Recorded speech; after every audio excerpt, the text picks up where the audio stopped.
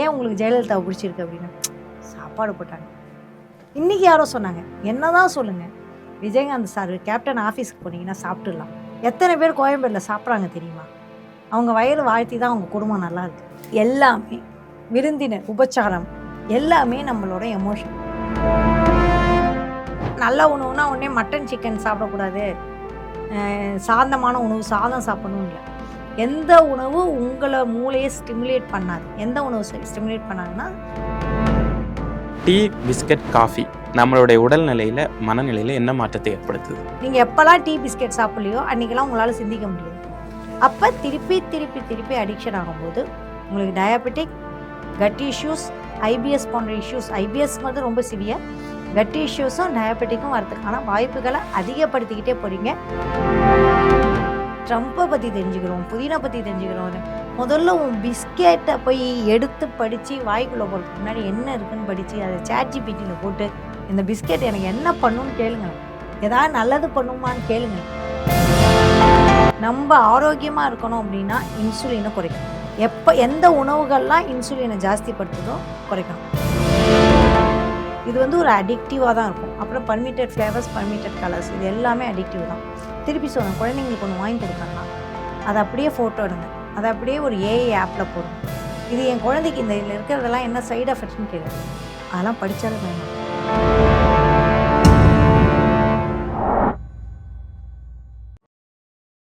Provoke நேயர்களுக்கு வணக்கம். இன்று நம்முடன் மனநல ஆலோசகர் கிருத்திகாதரன் அவர்கள் நம்மோடு இணைந்துள்ளார். வணக்கம் மேம்.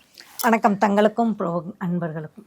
மேம், நிறைய பேசிகிட்டு இருக்கோம் நம்ம ஃபுட் ரிலேட்டடாக, அதுவும் உணவும் உளவியலும் அப்படிங்கிற ஒரு விஷயம் நிறைய பேசிகிட்டு இருக்கோம். இப்போ வந்து உணவுக்கும் நம்மளுடைய எமோஷன் ஸ்விங், இந்த மூட் ஸ்விங்னு சொல்லுவாங்க இல்லையா, ஸோ அதுக்கும் உண்டான தொடர்பு, அதனுடைய காரணி என்ன மேம்? ஆக்சுவலி ஒரு சாப்பிட்ட பிறகு ஏற்படக்கூடிய சில மாற்றங்கள், அதுக்கும் உண்டான காரணம் என்ன? சரி, பிரியாணி ஃபுட்டா எமோஷனா?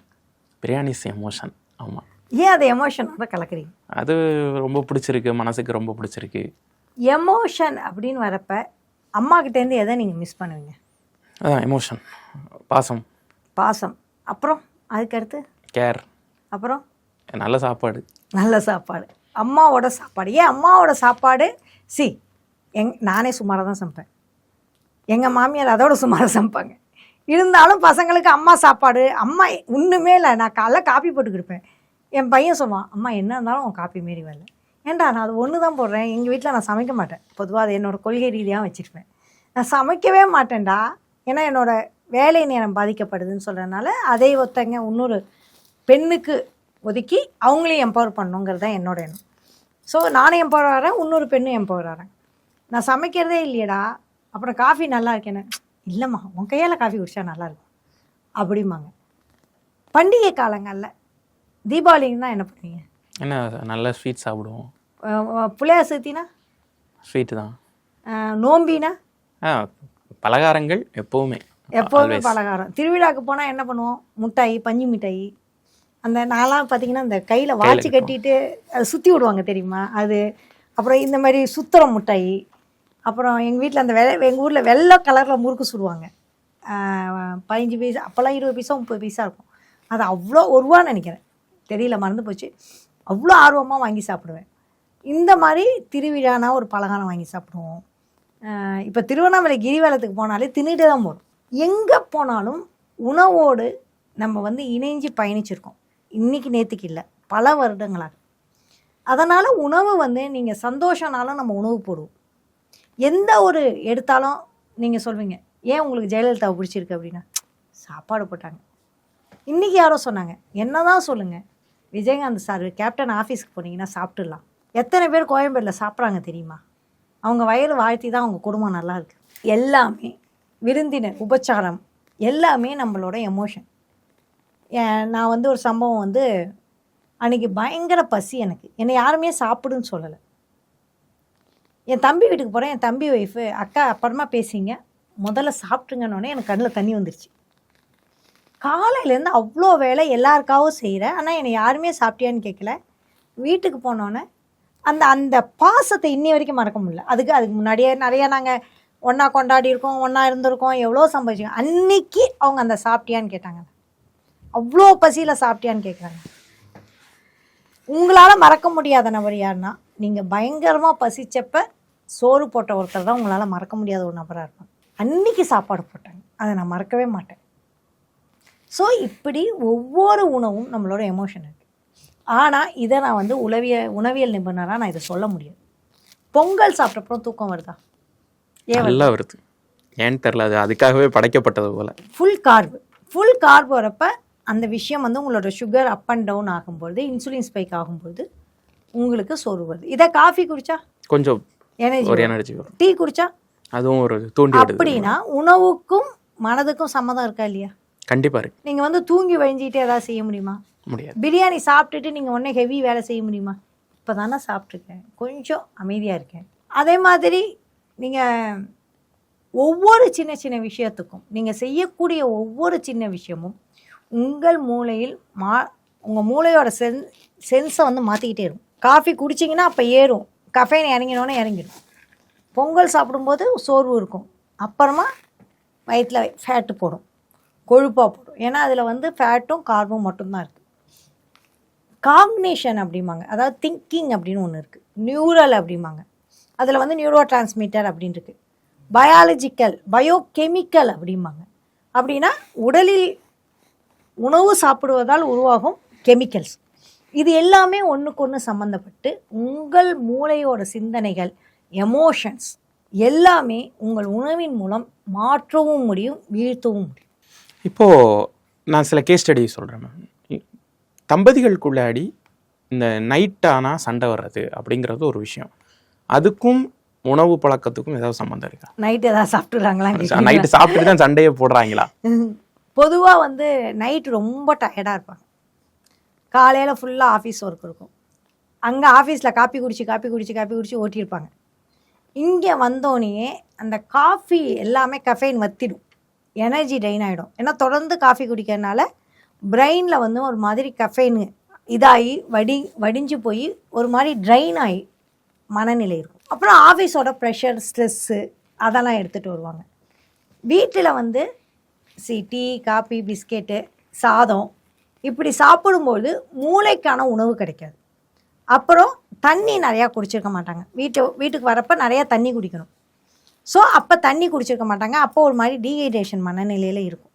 இவங்களும் வீட்டுக்குள்ளே வந்தோடனே ஒரு சில பேருக்கு பசி இருக்கும், சரியாக சாப்பிட்ருக்க மாட்டாங்க. இங்கே வந்து ஒரு பசி உணர்வில் இருக்கும். இவங்க இந்த நிறையா உணவுகள் அன்றைக்கி காலையிலேருந்து சாயங்காலம் வரைக்கும் அவங்களோட உணவுகள் எதுவுமே சரியாக இருக்காது. பொதுவாக வெளியில் போயிட்டு வந்தாலே நம்ம உணவுகள் சரியாக இருக்காது.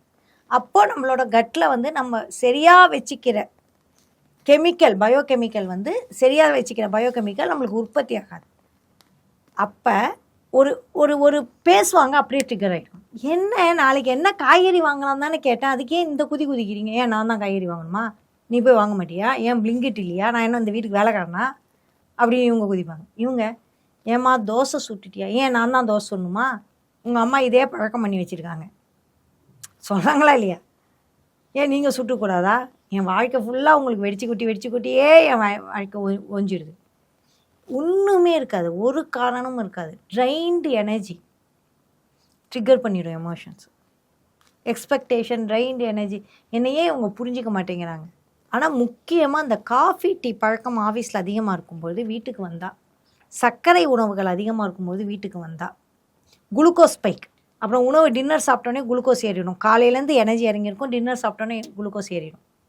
அப்போ உங்களோட மூளையை ஸ்டிமுலேட் பண்ணும்பொழுது அப்போ உங்களுக்கு ஆங்கர் ட்ரிகர் ஆகுதா, ஆக்டிவிட்டி ட்ரிகர் ஆகுதான்னு தெரியாது.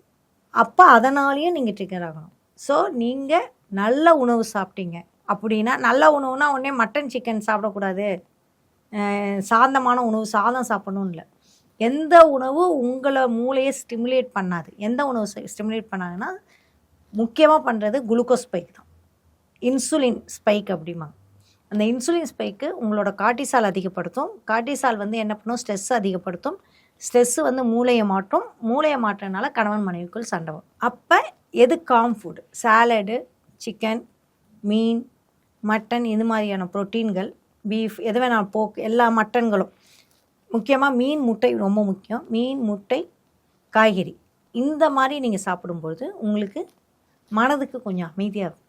ஸோ மனதை சாத்விக் ஃபுட்டுங்கிறாங்களே, சாத்விக் ஃபுட் எதுனா ப்ரோட்டீனும் ஃபைபரும் நீங்கள் சாப்பிட்டீங்கன்னா, கொஞ்சம் ஃபேட்டும் எடுத்துக்கிட்டிங்கன்னா சாத்விக்காக இருப்பீங்க. சுகர் பேஸ்டு இன்சுலின் ஸ்பைக் கொடுக்குற எல்லா ஃபுட்டுமே உங்களோட ஸ்டிமுலேட் பண்ணுற ஃபுட் தான். மேம் இப்போ சொன்னீங்க இந்த மாதிரி காஃபி குடிக்கிறது அப்படிங்கிறது ஆஃபீஸில் இப்போ அது ஒரு நார்மலான ஒரு கலாச்சாரம். எல்லா இடத்துலையும் டீ பிஸ்கட்டு, அப்போ டீ பிஸ்கட் காஃபி. பிஸ்கெட் வேணுமான்னு கேட்குறாங்க.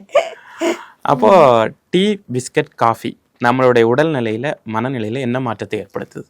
முதல்ல நீங்கள் சாப்பிட்ற உலகத்தில் நீங்கள் இப்போ ஒரு நிருபராக இருக்கீங்க, நீங்கள் ஒரு ரிப்போர்ட்டர், ஒரு பத்திரிக்கையாளர், அப்புறம் ஒரு ப்ரொடியூசர். ஸோ உலகத்தில் நீங்கள் இப்போ அதானி மேலே கேஸு ட்ரம்ப்பு போட்டார்ல, அது என்னாச்சு? எல்லாத்தையும் வாபஸ் வாங்கிட்டாங்க. சரி, அதுக்குள்ளே நம்ம போக வேண்டாம். எல்லாத்தையும் வாபஸ் வாங்கிட்டாங்க. நம்மள விஜய் மாதிரியான விஷயங்கள் வந்து இல்லை. இந்த மாதிரி வேறு எந்தெந்த நாட்டில் நடந்திருக்கு? 1-2 இடத்துல இப்போ நேபாள், உக்ரைனில் வந்து ஒரு டெலிவிஷன், உக்ரைனில் கூட இல்லை, ஹங்கேரி. இதே மாதிரி நடந்தது நேபாளும் ஹங்கேரி தான். ஒரு திடீர் மாற்றம். ஸோ ஹங்கேரி, நேபாளையும் கூட புரட்சியாக மாறிச்சு. பட் ஹங்கேரி கிட்டத்தட்ட நம்மளை மாரி மாறிச்சு.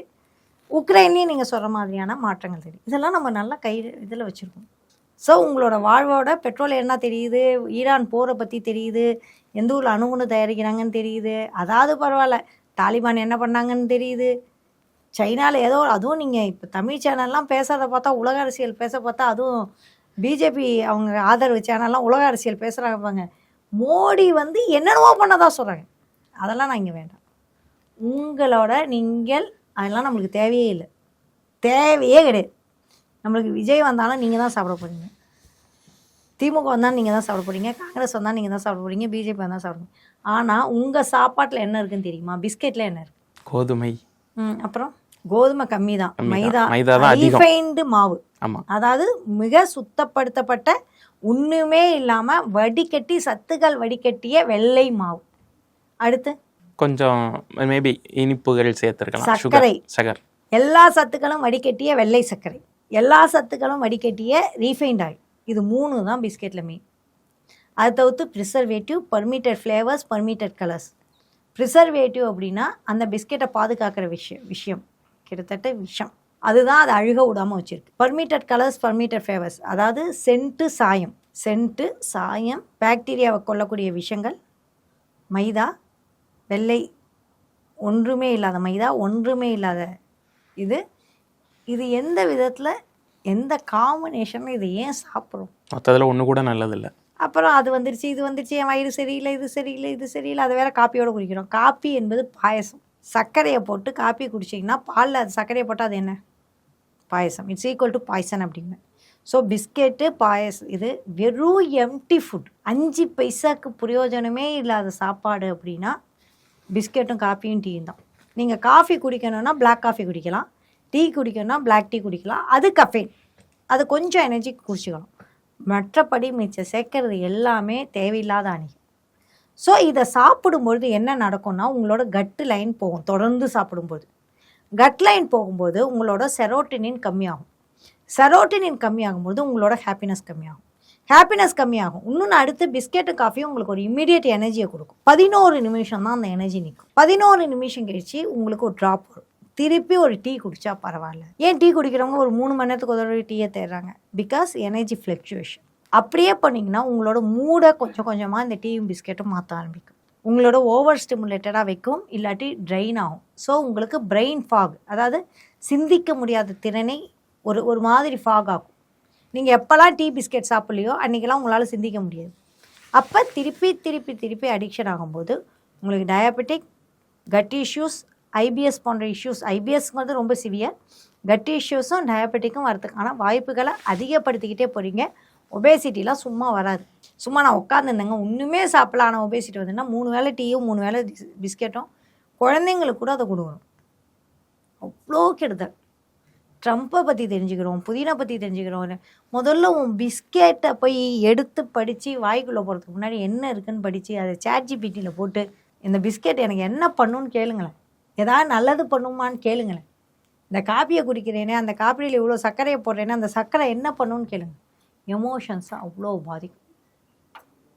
எந்த ஆஃபீஸ்லேயும் நீங்கள் டீ பிஸ்கெட்டை கொடுத்தீங்க அப்படின்னா, உங்கள் ஆஃபீஸ் பீப்புள் நல்லா இருக்கணும் அப்படின்னு நீங்கள் நினச்சிங்கன்னா, தயவு செஞ்சு டீ பிஸ்கெட் கொடுக்காதீங்க. சர்க்கரை உணவுகளை தவிருங்க. அப்போ தான் ஆஃபீஸோட ப்ரொடக்டிவிட்டி ஜாஸ்தியாகும். பிஸ்கெட் காஃபி டீ குடிக்கிறதுனால ப்ரொடக்டிவிட்டி கம்மியாகிறது மட்டுமல்ல, ஆங்கர் இஷ்யூஸ் வரும். ஸ்டிமுலேட் ஆவாங்க, இல்லாட்டி ட்ரெயின் ஆவாங்க. ஸ்டிமுலேட்டோ ட்ரெயினோ ஆனால் என்ன ஆகும்? பக்கத்தில் சோஷியலைஸ் பண்ண முடியாது. சோஷியலைஸ் பண்ணாட்டி ஆங்கர் இஷ்யூஸ் வரும், இல்லை ஃப்ரஸ்ட்ரேஷன் இஷ்யூ. அப்போ ஆஃபீஸோட ப்ரொடக்டிவிட்டிக்கு வரும்.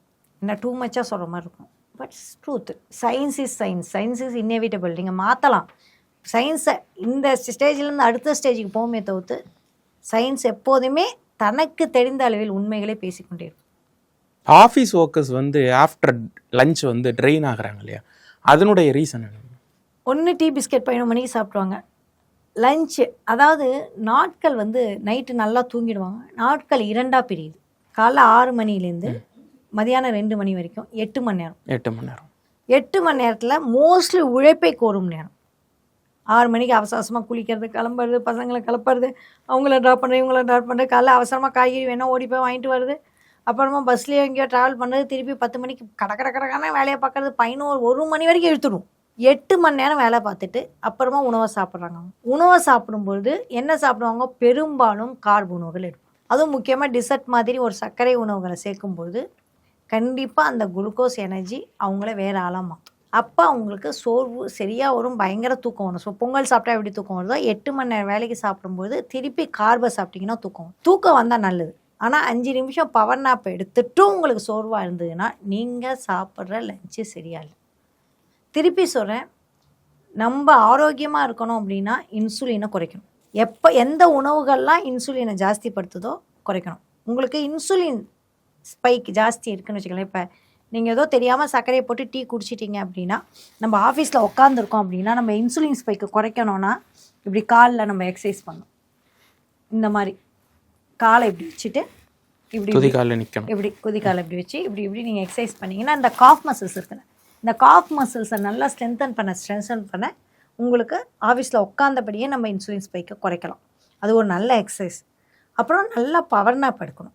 பவர் நாப் எடுத்துகிட்டு திருப்பி நல்லா மூஞ்சில் தண்ணி ஊற்றி கழுவிட்டு அதுக்கப்புறம் நீங்கள் வேலையை பார்க்கலாம். அப்போ 8 மணி நேரம் சோர்வு கொஞ்சம் குறையும். அப்புறம் மதியானம் ப்ரோட்டீன் உணவுகள் அதிகம் எடுக்கணும். திருப்பி கார்பு எடுத்திங்கன்னா அந்த திருப்பி பிரச்சனை ஓவர் ஸ்டிமுலேட் ஆகும், இல்லாட்டி நம்மளை மந்தப்படுத்தும், பிரெயின் பாக் கொண்டு போகும். அதை அலோவ் பண்ணாமல் இருக்க மதியானம் காய்கறியும் ப்ரோட்டீனும் அதிகம் எடுத்துகிட்டு கொஞ்சமாக மில்லட் ரைஸோ இல்லை ரைஸோ இத்துணூண்டு ரைஸ் எடுத்து முழுக்க காய்கறியும் ப்ரோட்டீனும் பார்க்குறப்ப இந்த ஆஃபீஸில் மதியானத்துக்கு அப்புறம் இருக்கக்கூடிய சோர்வு, பிஸ்னஸ் மீட்டிங்கில் வரக்கூடிய சோர்வு, நிறைய டிசிஷன் ஆஃபீஸில் மதியானம் தான் செய்கிறாங்க. ஏன் மதியான டிசிஷன் ஃபெயிலியர் ஆகுது, மதியானத்தில் ஏன் ஆக்சிடென்ட் ஜாஸ்தி ஆகுது அப்படின்னா அவங்களோட கார்பு ஸ்பைக்கும், அதாவது குளுக்கோஸ் ஸ்பைக்கும், அவங்களோட 8 மணி நேரம் சோர்வும், சரியாக தூங்காதும். நைட்டு சரியாக தூங்கானாட்டி மதியானம் 2 மணிக்கு தூக்கம் வரும். ஆக்சுவலி உண்மையை சொன்னால் சர்க்கரையான விதம்படி 2:30 மணிக்கு நல்லா ப்ரொடக்டிவ்னஸ் இருக்கும். ஆனால் நம்ம அந்த கார்பு ஃபுல் மீல் சாப்பிட்றதுனால அந்த ப்ரொடக்டிவ்னஸ் போயிடுது. குழந்தைகள் வந்து இப்போ நிறைய பேக்கேஜ்டு ஃபுட் சாப்பிட்றாங்க. பேக்கேஜ்டு ஃபுட் சாப்பிட்ட பிறகு அவங்களுடைய செயல்பாடுகளில் இருக்கக்கூடிய ஹைப்பர் ஆக்டிவ்னஸ் என்ன தொடர்பு மேம்? பேக்கேஜ் ஃபுட்டில் வந்து உங்களுக்கு டிரான்ஸ்ஃபேட்டு, சால்ட்டு, சுகர்ஸு இது எல்லாமே உண்டு. இது வந்து ஒரு அடிக்டிவாக தான் இருக்கும். அப்புறம் பர்மிட்டட் ஃப்ளேவர்ஸ், பர்மிட்டட் கலர்ஸ், இது எல்லாமே அடிக்டிவ் தான். திருப்பி சொல்கிறேன், குழந்தைங்களுக்கு ஒன்று வாங்கி கொடுக்கணும்னா அதை அப்படியே ஃபோட்டோ எடுங்க, அதை அப்படியே ஒரு ஏஐ ஆப்பில் போடுங்க. இது என் குழந்தைக்கு இந்த இதில் இருக்கிறதெல்லாம் என்ன சைடு எஃபெக்ட்ஸ்னு கேளுங்க. அதெல்லாம் படித்தாலே பயமாக இருக்கும். ஒரு நூடுல்ஸ் வாங்கினா கூட அதை அப்படியே சாட்ஜிபியில் போட்டு இதோட சைடு எஃபெக்ட் என்ன, பர்மிட்டட் ஃப்ளேவர்னா என்ன, இந்த 202 நம்பர்னா என்ன, இந்த மாதிரி நம்பர்ஸ்லாம் இது என்ன அப்படின்னு நீங்கள் கேளுங்க. அதுவும் அந்த கலர்ஸ் இருக்குது பார்த்தீங்களா, கலர் கிட்டத்தட்ட அந்த மூளையை சாயப்படுத்தக்கூடிய வேலை பண்ணும். மூளைக்கு அவ்வளோ கெடுதல். நான் ஸ்பெஷல் ஸ்கூல் கிட்ஸுக்கு நான் போகிறேன்ல, சர்க்கரையை நிப்பாட்டுறதுனால மட்டுமே அவங்கள்ட்ட அவ்வளோ பிஹேவியர் சேஞ்ச் பார்க்க முடியும். குழந்தை நாட்டி கிடையாது, குழந்தைகள் வந்து நாட்டி கிடையாது, over stimulated. It's not because of their behaviourally they are not stimulated, biochemically they are stimulated. நம்ம குழந்தைய போய் நாட்டி சொல்கிறோம். அவனுக்கு சர்க்கரையை திருப்பி சர்க்கரையும் ப்ரிசர்வ் ஃபுட்டு அடுத்து என்ன பண்ணோம் அப்படின்னா அதில் மைக்ரோப்ஸை கொல்லக்கூடிய விஷயங்கள் இருக்கும். அப்போ அவங்களோட கட் மைக்ரோப்ஸ் பயங்கரமாக பாதிக்கப்படும். கட் மைக்ரோப்ஸ் என்ன பண்ணும், பாதிக்கப்படும் போது திருப்பி கிரேவிங் வரும், அதுவும் ஸ்டிமுலேட் பண்ணும். கலர் லாலிபாப்ஸ், கேண்டீஸ், அது மைண்டுக்கு பிரச்சனை கொடுக்கும். மென்டல் ஹெல்த் பயங்கரமாக பிரச்சனை கொடுக்கும். சுகர் வந்து ஹைப்பர் ஆக்டிவிட்டி கொண்டு வரும். ப்ரிசர்வேட்டிவ்ஸ் வச்சுருக்க ஃபுட் வந்து கட் லைனிங்கை பயங்கரமாக பாதிக்கப்படும். ஈவன் ஆட்டோ இம்யூன் முதற்கொண்டு நிறையா பிரச்சனை வர்றதுக்கு காரணம் கட் லைனிங் பாதிக்கப்படுறது தான். ஸோ உங்கள் குழந்தைய ப்ரொடெக்ட் பண்ணணும், உங்கள் குழந்தை ஆரோக்கியமாக இருக்கணும் அப்படின்னா முதல்ல கட் பண்ண வேண்டியது சுகர். அடுத்து பிஸ்கெட், குக்கீஸ் போன்ற பேக்கரி ஐட்டம்ஸ், அடுத்து பேக்கேஜ் ஐட்டம். நிறைய விஷயங்கள் உணவு சார்ந்து நிறைய டீப் இன்சைட்ஸ் கொடுத்தீங்க. ரொம்ப நன்றி மேம். ரொம்ப நன்றி.